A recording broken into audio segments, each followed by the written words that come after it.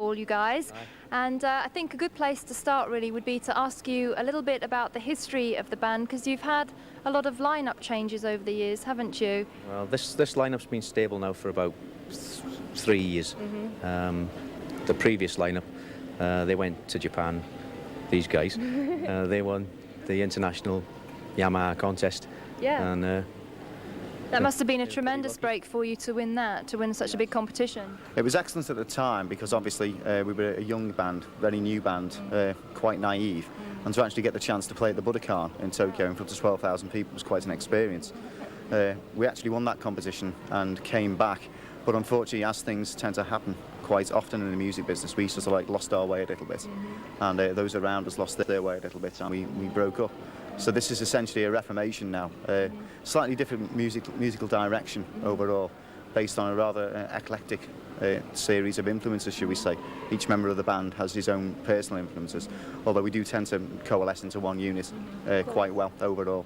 I was going to ask you actually, do you take influences from the UK or from the American scene, or both? All over, it's like everywhere. It's Canada, Rush, and like Queensryche, Saga, bands like that. New bands like Dream Theater we're into as well. yeah, really awesome band. Yeah. Because you don't really classify yourselves as AOR, you're kind of more technical, progressive. That's that. More progressive than just playing AOR. It's like it's got the commercial feel to it and the nice vocal melodies, but it's a little more musical as well. So it's like a good mixture, really. Okay, well, we'll see you playing live in just a moment, but I was wondering, do you feel that it's difficult to be this genre of band in the UK at the moment? I think so. The main market for our type of music is obviously Europe, America, and especially Japan. It does seem to be a little bit stifled in this country at the same time. I mean, you're stuck if you're playing a rock venue. They tend to be more leaning towards the grunge side, the thrash side of things, and sometimes we'll tend to go over the audience's head a little bit.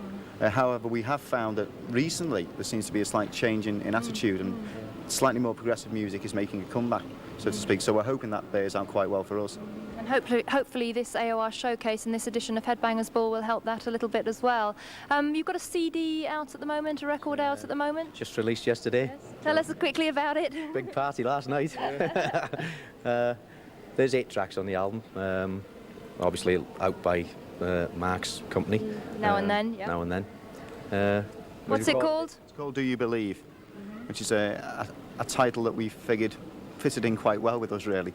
As in, like, do we believe we've actually finally got an album out after all this time? Nevertheless, we're very happy with the way it's turned out overall, and we're hoping we can shift quite a few copies, if not in this country, certainly, hopefully abroad. Well, very best of luck to you guys. This is The Quest. Their album is out right now. It's called Do You Believe, as the guys said. And I guess the best thing is to let the music do the talking. Let's see The Quest live in action. And then we'll be back a little bit later on with more melodic rock bands. Remember